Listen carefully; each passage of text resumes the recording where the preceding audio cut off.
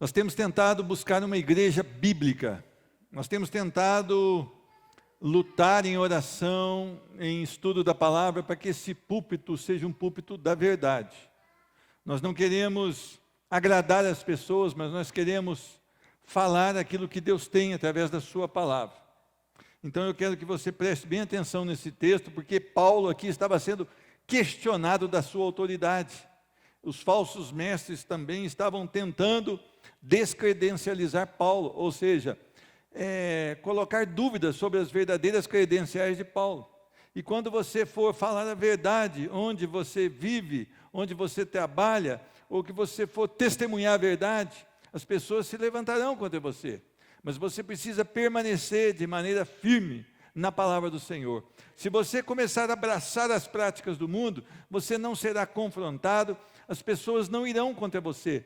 Mas se você realmente falar a palavra como ela deve ser dita, haverão problemas na sua vida. E para isso, você tem que buscar a base bíblica para continuar e perseverar em Cristo Jesus. 2 Coríntios, capítulo 3, versículo 1, diz a palavra do Senhor: começamos, porventura, outra vez, a recomendar-nos a nós mesmos? Ou temos necessidade, como alguns, de cartas de recomendação para vós outros ou de vós? Vós sois a nossa carta, escrita em nosso coração, conhecida e lida por todos os homens, estando já manifestos como carta de Cristo, produzida pelo nosso ministério, escrita não com tinta, mas pelo Espírito do Deus vivente, não em tábuas de pedra, mas em tábuas de carne, isto é, nos corações. E é por intermédio de Cristo que temos tal confiança em Deus, não que, por nós mesmos, sejamos capazes de pensar alguma coisa como se partisse de nós. Pelo contrário, a nossa suficiência vem de Deus, o qual nos habilitou para sermos ministros de uma nova aliança, não da letra, mas do Espírito, porque a letra mata, mas o Espírito vivifica. Amém. Vamos orar mais uma vez? Senhor Deus, muito obrigado porque nós temos o privilégio de nos reunirmos aqui como igreja do Senhor para te prestar um culto de adoração. Senhor Deus, não há nada mais para nós senão adorar o teu santo nome, ser gratos por tudo que o Senhor tem feito, até mesmo dos momentos difíceis, Senhor Deus, onde andamos muitas vezes pelo vale da sombra da morte, Tu estás conosco, o teu cajado, o teu bordão vem nos trazendo a proteção, a segurança e o consolo. Senhor Deus, que nós possamos realmente identificar isso com os olhos espirituais abertos, Senhor Deus, buscando da Tua presença e da Tua palavra, para que a nossa suficiência seja Cristo Jesus. Que cada coração aqui hoje, Senhor Deus, seja tratado pelo poder da Tua palavra, que nós sejamos confrontados por essa verdade bíblica, Senhor Deus, e que a nossa vida seja mudada pela fé em Cristo Jesus. Amém, amém e amém.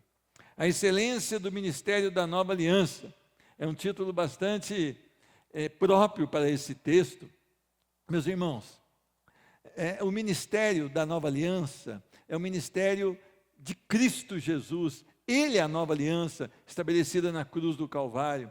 E esse ministério realmente ele é excelente em si mesmo. Ele não precisa ser modulado, ele não precisa ser adocicado, ele não precisa ser diluído, ele não precisa ser turbinado.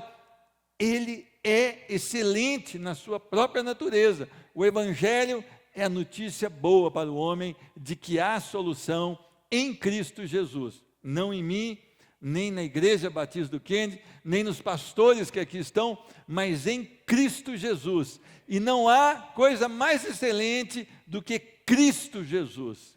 Quando nós entramos aqui com aquele desejo de adorar ao Senhor, eu sei que você sente tocado pelo Senhor quando os cânticos são ministrados, quando as orações são feitas, quando a palavra é aberta e lida, quando a ministração da palavra, então, ela é iniciada. Eu sei, se você entrou aqui com esse propósito de adorar o Senhor, o seu coração se enche de alegria, porque não há nada melhor do que adorar o Senhor. Ele é o Senhor da nossa vida, nós cantamos isso, nós não precisamos de mais nada. Apesar das dificuldades que temos enfrentado, que o nosso país tem enfrentado, nós temos tudo o que precisamos, e tudo está em Cristo Jesus. Se a nossa satisfação está na excelência da nova aliança, nós temos tudo o que precisamos. E eu quero chamar a sua atenção. A vida de Paulo e dos apóstolos não era uma vida fácil. Os falsos mestres, então, guerreavam contra eles e tentavam colocar na igreja as falsas doutrinas e para chamar a atenção para si mesmo, porque eles eram praticantes de rituais, mas eles não tinham vida com Deus. Eles tinham práticas, talvez a roupa que vestiam, os rituais que faziam, o que eles observavam era algo bem externo. E como eles não tinham nada de melhor para ofertar, eles tinham que jogar lama em Paulo, jogar lama nos discípulos e nos apóstolos, para que então fosse maculado a vida deles, para que a igreja então olhasse para esses falsos mestres. Mas Paulo, ele começa defendendo a sua autoridade, e a autoridade dos apóstolos que com ele trabalhavam. Precisamos nós nos apresentar novamente? Será que vocês não analisaram a nossa vida? Será que vocês não analisaram tudo que nós temos falado? Será que vocês não fizeram como os crentes de Bereia? Ou seja, conferiram depois da exposição da palavra, se era mesmo a palavra de Deus? Será que nós precisamos agora trazer alguma coisa para que vocês creiam? Será que é isso que vocês estão querendo? Muitas vezes eu tenho chamado a atenção. Há conflitos muitas vezes, mesmo dentro do seio da igreja do Senhor. Aí você vai dar crédito a quem? Analise a vida de quem está falando de um lado, analise a vida de quem está falando de outro lado, e cuidado para dar crédito segundo o testemunho dessas pessoas, não segundo o que você está ouvindo. Porque essa era a questão. Homens sem testemunho algum queriam macular, queriam atrapalhar a obra. Será que os irmãos estão vendo o testemunho de Paulo? É isso que está falando. Será que precisava de mais provas? Será que vocês têm observado quem serve a Deus com você? Será que você tem observado o comportamento das pessoas que estão ao seu lado? Será que você tem notado que o testemunho dessas pessoas, ele é coerente com o estilo de vida que ele tem? Será que na hora da dor dessas pessoas, você tem notado que elas realmente estão em Cristo Jesus? Quando elas abrem a boca, elas professam através dos assuntos que elas soltam, Cristo Jesus? Paulo estava chamando a atenção para isso. Nossa palavra tem que estar pautada na Bíblia, e as nossas ações devem refletir o caráter de Cristo. Essa é a questão. Não é somente falar a verdade, mas viver a verdade. Não é somente falar a verdade, mas é que mostrar que através das suas ações, a verdade está no seu coração. E Paulo então, ele vai além, não precisamos de carta de recomendação, quando temos uma vida à luz da palavra. Meus irmãos, hoje as pessoas falsificam diploma, correto ou não? Tem pessoa que entra no hospital, fica medicando ali por 3, 4, 5, 10 anos, quando chega lá na frente, ele descobre que nunca teve um curso de medicina. Por quê? Apresentou uma identificação falsa. Paulo está falando, será que vocês querem isso? Ou temos nós necessidade, como alguns, quer dizer, os falsos precisam de carta de apresentação, mas os verdadeiros não. Eles têm uma vida aos pés do Senhor. Eles são luz da terra, eles são luz do mundo e sal da terra. A sua vida é pautada por testemunho idôneo à palavra de Deus. Hoje nós temos um turbilhão de chamados evangélicos. Diz que tem crescido muito, 25, 26, 27% da nação brasileira. Mas quando nós olhamos para o testemunho, nós vemos misericórdia. Não existe esse 25, 26, nem 27%. Na verdade, talvez 3, 4, 5%, para ser muito animado com a coisa. Por quê? Vida diferente do que prega. Nós temos visto escândalos. Nós temos visto pessoas precisando bater no peito. Nós temos visto pregadores pagando uma fortuna para pregar em grandes eventos para ficarem conhecidos. porque não tem vida no altar. Os falsos mestres precisavam de cartas, pois tinham uma vida longe da verdade. Então Paulo defende o seu apostolado. Paulo defende o apostolado daqueles que eles haviam enviado, que estavam lutando pelo evangelho. A segunda coisa que eu aprendo aqui é a vida do cristão é o testemunho da sua conversão. Olha o que diz o versículo 2. Vós sois a nossa carta, escrita em nosso coração, conhecida e lida por todos os homens. Meus irmãos, vidas transformadas são o testemunho cristão. Vidas transformadas. O que é uma vida transformada? É uma vida diferente do que era. Mas não basta ser uma vida diferente do que era, nesse caso, uma vida transformada pelo poder de Deus, que agora vive para a glória do Deus vivo. Nós aprendemos aqui no domingo que ser filho de Deus é estar inteiramente identificado com Ele. É mudança de paternidade. Nós estávamos lá como bastardo, e Ele nos adota, e agora nós temos a natureza de Cristo em nós. O crente precisa parar de anunciar que é crente, ele precisa viver como um crente. Os cristãos foram chamados de cristãos, não porque eles falaram, chama a gente de cristão. Não, era algo que eles estavam tentando denegrir a imagem. Foram chamados de pequenos cristos, ou seja, imitadores de Cristo, numa forma de pejorativa, algo que eles estivessem debochando dos cristãos. Por quê? Porque eles se pareciam com Cristo. Meus irmãos, a nossa vida tem que refletir um testemunho idôneo, completo, vidas transformadas, testemunho de Cristo, vidas inundadas pelo poder do Espírito Santo, vida voltada para o Senhor. Nossas vidas, elas podem ser lidas por todos os homens. Nós somos carta aberta. O povo está olhando para mim e para você, porque nós um dia falamos, eu sou de Jesus, eu sou batista, eu sou da igreja, Jesus me salvou, eu sou regenerado, eu sou transformado.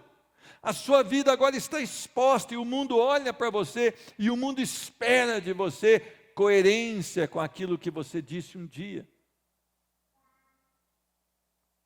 Até quando nós vamos nos comportar como cristãos dentro de um templo? E quando saímos para fora, nós vamos mostrar que somos filhos de Belial.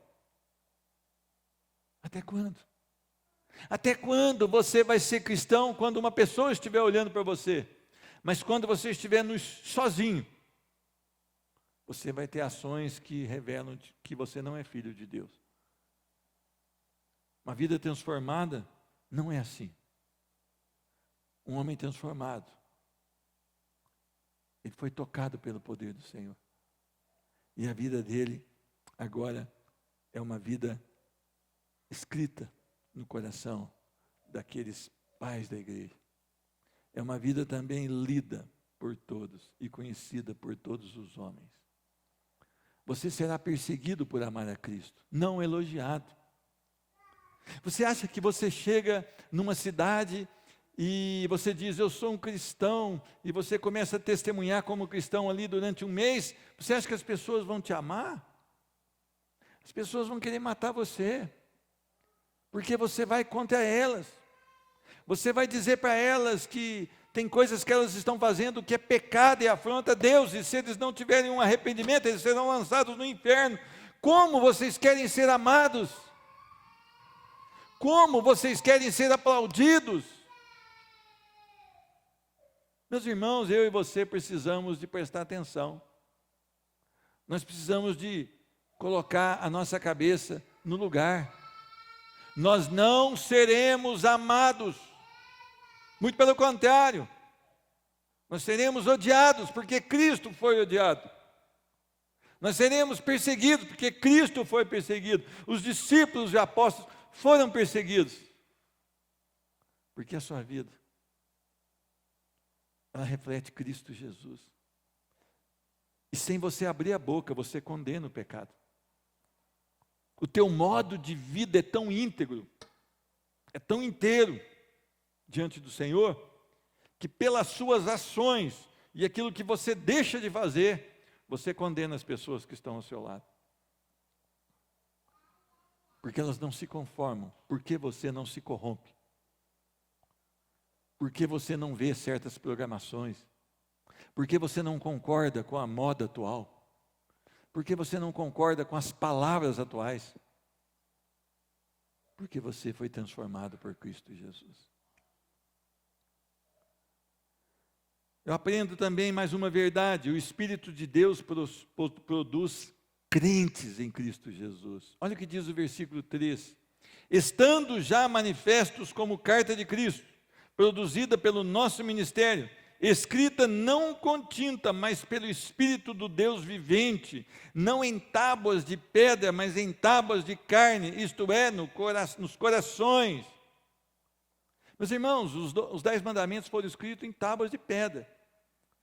Mas aquele lavado no sangue do Cordeiro, o Espírito Santo vai escrever os mandamentos no seu coração. As pessoas pensam que a atuação do Espírito Santo é dar cambalhota, é pular, é plantar bananeira no culto, essas coisas não. Quando Deus produz, Ele produz vida diferente. Os valores são tocados no coração de um novo nascido. Os valores que ele tinha antes da sua conversão são abandonados, porque ele morre com o velho homem. E agora o Espírito Santo escreve no seu coração. Meus irmãos, escrita não com tinta, mas pelo Espírito do Deus vivente, nos corações. A vida do crente é escrita pelo Espírito Santo. Eu não preciso mandar o crente parar de roubar, ele já parou.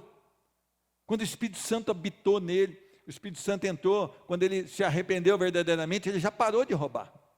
Eu não preciso ficar mandando o crente parar de beber, não, porque o Espírito Santo inundou a vida dele, ele foi transformado, o Espírito Santo está nele, ele já abandonou isso. Eu não preciso falar para ele parar de adulterar, não. Sabe por quê? Porque o Espírito Santo já escreveu naquele coração, aquela vida foi transformada. E se o diabo soprar nele, ele vai resistir pelo poder do Espírito Santo. E se porventura ele cair em algum momento, ele vai se arrepender profundamente, como Davi se arrependeu, de uma maneira de lágrimas, de uma tristeza pelo pecado, de uma dor pelo pecado, e ele vai voltar. Porque o Espírito está nele. Nós precisamos entender isso. São escritas no coração. Essas pessoas estão plenamente identificadas com Cristo, porque o Espírito de Cristo, o Espírito de Deus, habita nesse coração. As pessoas falam: nossa, aquele cara é da igreja, mas ele é pior do que o do mundo. Ele pode ser de dentro da igreja, mas ele não é a igreja. Ele pode ter roupa de crente, mas ele não é crente. Ele pode carregar uma Bíblia de crente, mas ele não é crente. Porque se ele estiver em Cristo Jesus, ele vai produzir coisas de Cristo Jesus. Deus escreve sua lei no coração das pessoas que são salvas pela graça. O favor imerecido alcança. E a graça é uma graça que produz, não é uma graça morta, uma graça chamada de graça barata, mas é uma graça que vem e que muda, e muda cada dia, cada manhã. Esse favor está enchendo o coração desse cristão. O Espírito de Deus produz verdadeiros crentes. Meu irmão, muitas vezes você olha para uma pessoa que está dentro de uma denominação, essa pessoa não prega aqui no púlpito, essa pessoa não tem uma voz para cantar, essa pessoa não participa de alguma atividade aqui, mas essa pessoa é lavada no sangue do Cordeiro. E ela está ali como intercessor. E ela não perde tempo na sua vida, e ela busca Deus de todo o seu coração. E talvez você não saiba, mas essa pessoa que você pensa, olha, não tem valor na obra, ela está intercedendo pela sua vida há tempos. Ela te ama tanto que ela ora por você há tempos. As estrelas, né, que a gente chama de estrelinhas da igreja, querem aparecer, querem as luzes. Mas o verdadeiro crente, ele não busca a luz. Ele busca Cristo. Todos os dias, Cristo. Meus irmãos, os falsos crentes, eles declaram lealdade a mandamentos, a rituais, a nome de denominações, a líderes, mas eles nunca declaram lealdade ao Senhor. O coração deles está longe de Deus. A verdade não habita neles. Eles gostam de mostrar uma capa. Nós precisamos amar a Deus de todo o nosso coração. Buscar-me-eis e me achareis quando me buscares de todo. Às vezes eu tenho que explicar. É como aquele queijo cortado em fatias, né? Não vai deixar uma fatia para o mundo, não. Todo o coração. Todas as fatias para o Senhor, para a glória do Senhor. A minha necessidade está em Cristo, e é Cristo que eu quero. Meus irmãos, no versículo 4, eu aprendo sobre a persistência do cristão. Olha o que diz aqui. E é por intermédio de Cristo que temos tal confiança em Deus. Meus irmãos, os verdadeiros salvos têm uma vida de persistência no Evangelho diante de qualquer circunstância. Aqueles homens que foram cheios do Espírito Santo no passado, os moravianos, os livros que eles tiveram a maior reunião de oração de todos os tempos, 100 anos orando 24 horas. A gente se acha bom, não acha? A conversão de John Wesley em um navio que estava numa tormenta. John Wesley já era um pregador famoso. John Wesley viu aquela tormenta, ele teve medo da morte. Mas quando ele vai no porão do navio, ele vê os moravianos adorando. Homens, mulheres, velhos e crianças louvando ao Senhor durante a tormenta. E aí ele viu que ele precisava de Cristo Jesus. Às vezes nós nos achamos crentes, mas a nossa vida não é uma vida de persistência no cristão. A graça de Deus nos capacita a permanecer na palavra, não pelo nosso próprio esforço, mas porque essa graça, ela nos direciona, ela produz em nós o caráter de Cristo, e ela nos direciona à vontade do Senhor. Nós precisamos entender, só por intermédio de Cristo, da sua graça, é que nós temos tal confiança em Deus. O cristão verdadeiro, ele permanece na palavra, porque a graça faz com que ele olhe para o alvo. Por isso os nossos irmãos, ao serem condenados por Nero, a ser jogado nos leões, eles cantavam e louvavam ao Senhor, enquanto os leões estavam estraçalhando alguns deles. E quando Nero então passeava no meio daqueles cadáveres, Nero não se conformava de ver naquelas faces uma expressão de alegria. E ele ficou enfurecido com essas coisas. E ele mandava então de pendurar os crentes em postes nos seus jardins, e pintavam de piche e colocavam fogo. Mas aqueles homens e mulheres morriam cantando hinos e orando ao Senhor. E cada um que morria, diz que 50 novos crentes nasciam através daquele testemunho. Confiança no Senhor, vida no Senhor, olhando para o alvo que é Cristo Jesus, e não para as coisas dessa vida. Versículo 5, muito forte. Não que por nós mesmos sejamos capazes de pensar alguma coisa, como se partisse de nós. Pelo contrário, a nossa suficiência vem de Deus. Eu estava, nesse último trabalho que eu fui fazer, E uma irmã pegou seu celular, uma mãe pegou seu celular, nós estávamos ali na roda de devocional, estava ela, o marido dela, o filho e eu, somente, os outros não haviam subido. E ela escreveu lá em inglês e pôs no tradutor para mim. E ela escreveu: hoje eu vou ter que contar uma história de Cristo. E eu estou tremendo. Aí eu li aquilo, falei. Aí peguei minha Bíblia aqui, estava nesse texto, eu abri aqui, 2 Coríntios, ó, mostrei para ela, 2 Coríntios 3, 6. Em inglês eu só falo The Books on the Table. Ela abriu o texto, leu aquilo e começou a chorar. A nossa suficiência vem de Cristo. Nós não podemos fazer obra nenhuma. Nós não podemos nada. Não está em nós. Queremos fazer acontecer, estamos equivocados. Deixa comigo que eu faça acontecer. Não, misericórdia, essa não é a palavra. Nós precisamos desprezar a nossa autossuficiência. Nós precisamos desprezar a confiança em nossa capacidade. E nós precisamos avançar, esperar somente no Senhor. Ele é a nossa suficiência. Aquela mulher ia apenas contar uma história para 10 ou 15 pessoas. Mas ela tremia, e eu gosto de gente assim, que treme quando vai falar do Senhor. Que tem medo de falar alguma coisa errada e de distorcer a palavra de Deus. Nós vemos hoje, as pessoas se convertem e já querem pregar para tudo quanto é lado.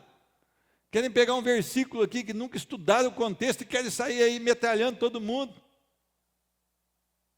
Autossuficientes. Essa não é a direção.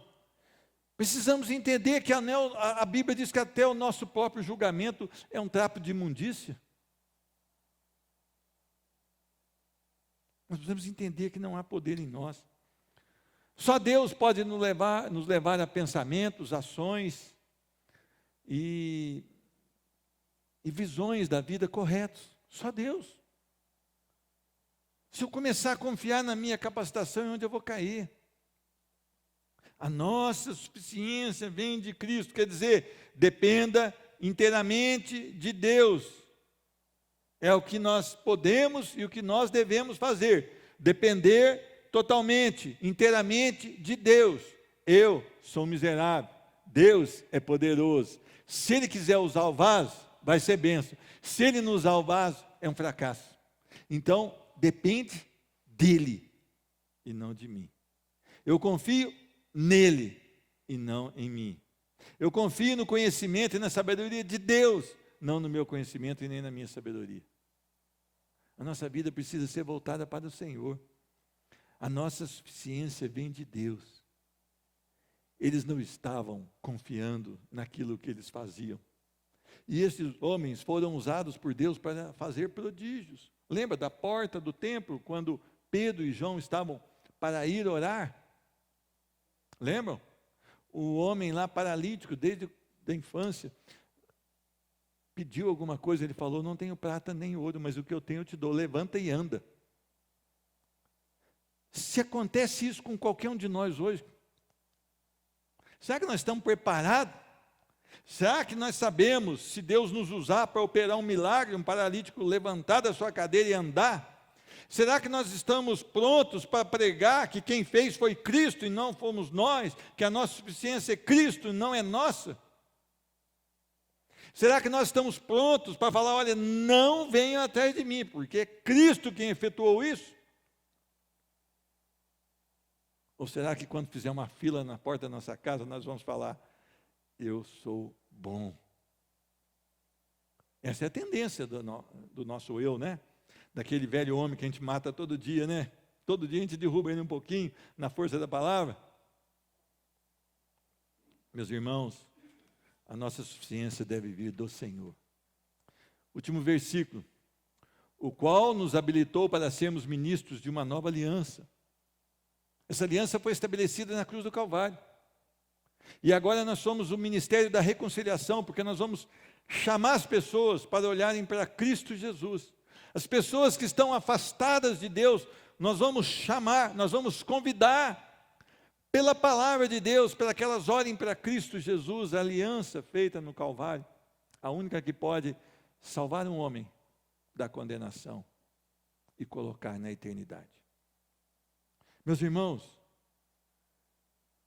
não da letra, mas do Espírito, porque a letra mata e o Espírito vivifica.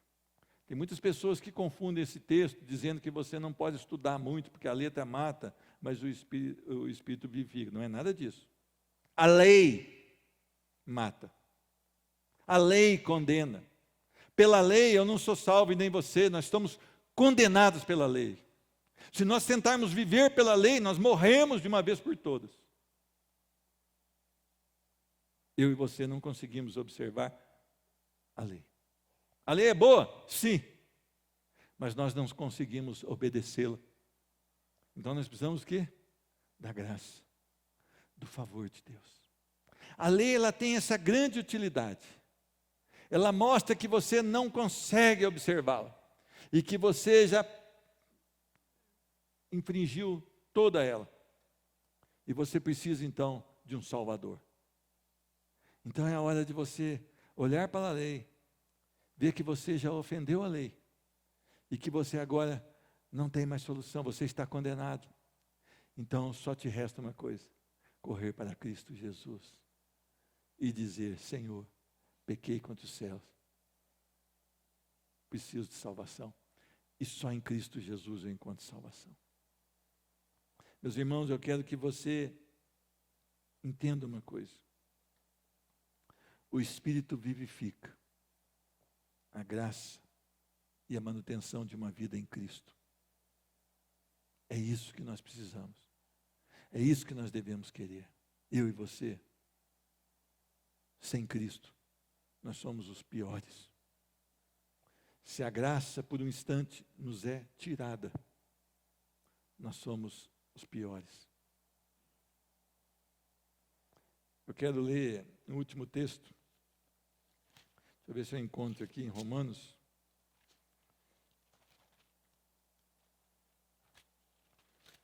Eu quero que você entenda esse texto, porque esse texto mostra eu e você sem Cristo Jesus.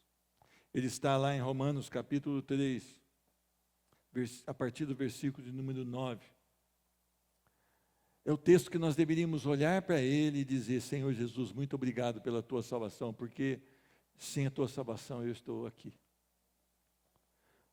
Que se conclui? Temos nós qualquer vantagem? Não, de forma nenhuma, pois já temos demonstrado que todos, tanto judeus como gregos, estão debaixo do pecado.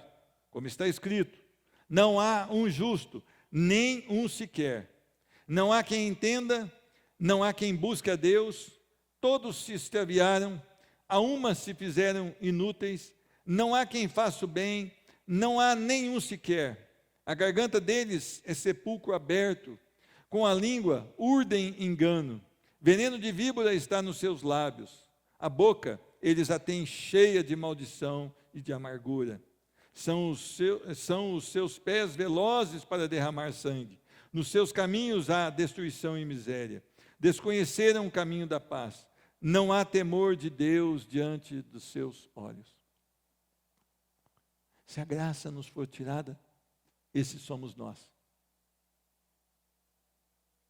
Esses somos eu e você, sem Cristo Jesus. Não aproveita nada. Não aproveita nada. Será que isso nos faz ter um coração mais quebrantado?